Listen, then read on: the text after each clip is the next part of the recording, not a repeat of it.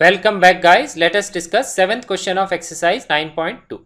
Find the sum to n terms of an AP whose kth term is given by 5k plus 1. तो ये जो AP है उसकी हमको kth टर्म गिवन है, उसको हम इस तरह से भी लिख सकते हैं AK equal to 5k plus 1. इस क्वेश्चन का सॉल्यूशन जनरली एक कॉम्प्लिकेटेड तरीके से दिया होता है. कुछ बुक्स में तो इस तरह से देते हैं कि वो इस kth टर्म को कंपेयर करते हैं जनरल टर्म ऑफ AP से, फिर उससे वो फर्स्ट टर्म और कॉमन डिफरेंस की वैल्यूज निकालते हैं. या फिर क्या करते हैं, वो ए के लिखा हुआ होता है तो ए के -1 निकालते हैं, फिर डिफरेंस निकाल के ए और डी की वैल्यूज निकालते हैं. उतना सब करने की हमको ज़रूरत नहीं है. देखिए हम इस क्वेश्चन को कैसे सॉल्व करते हैं एक सिंपल तरीके से. ये जो k है ये डिनोट करता है, ये अगर यहाँ पे मैं k की वैल्यू 1 पुट करूंगा तो मुझे मिलेगा a1. That will be the first term of the AP. ठीक है, तो फर्स्ट टर्म हम निकालेंगे k को 1 पुट करके, तो ये आएगा 5 इंटू 1 प्लस 1 दैट इज 6. इसको आप ऐसे ही ट्रीट करिए जैसे ये जनरल टर्म का फॉर्मूला है a plus n minus 1 into D, और जैसे हम वहाँ पे n की वैल्यूज पुट करके निकालते थे टर्म्स, वैसे यहाँ पे हम k की वैल्यूज पुट करके निकालेंगे टर्म्स. ठीक है, अब हमें फर्स्ट टर्म पता लगी.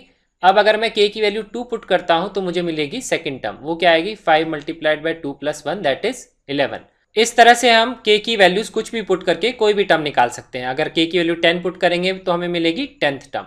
तो वो टर्म्स हमको निकालने की जरूरत नहीं है, हमको सिर्फ फर्स्ट टर्म चाहिए और कॉमन डिफरेंस चाहिए सम ऑफ n टर्म्स का फॉर्मूला लगाने के लिए.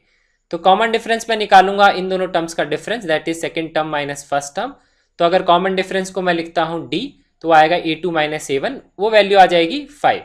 तो मैंने फर्स्ट टर्म भी निकाल ली है और मैंने कॉमन डिफरेंस भी निकाल लिया है. अब मुझे सिर्फ sum of n terms of N AP का फॉर्मूला लगाना है.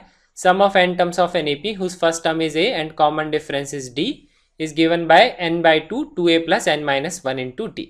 a और d हमने ऑलरेडी इवेलुएट कर लिए हैं. a ये वैल्यू है 6 that is the first term, d is the common difference, वो वैल्यू है 5. तो अब ये वैल्यूज यहाँ पे सब्सटीट्यूट कर देंगे तो ये आंसर आएगा 2 times of 6 n minus 1 times of 5. इसको सिंप्लीफाई कर लेंगे तो ये वैल्यू आ जाएगी n by 2 times of 12 plus 5n minus 5, और आगे सिंप्लीफाई करेंगे तो आएगा n by 2 times of 5n plus 7. तो ये हमारा इस क्वेश्चन का आंसर है. मैं आपके साथ एक और कॉन्सेप्ट डिस्कस करना चाहूंगा regarding sum of n terms and general term of N AP. अगर आप कोई भी टर्म गिवन है, अगर वो लीनियर एक्सप्रेशन है, बेसिकली जो वेरिएबल है उसकी पावर 1 है, तो हमेशा वो क्या होगी, that will always form an AP. और सम ऑफ टर्म्स है अगर वो आता है एक क्वाड्रेटिक एक्सप्रेशन, तो वो भी क्या है, that will always be an AP. तो कोई भी सीरीज है जिसमें सम ऑफ n टर्म्स अगर है गिवन हमको, अगर वो क्वाड्रेटिक एक्सप्रेशन गिवन है, तो हम उसको देख के बोल सकते हैं कि वो एक AP ही फॉर्म करेगा.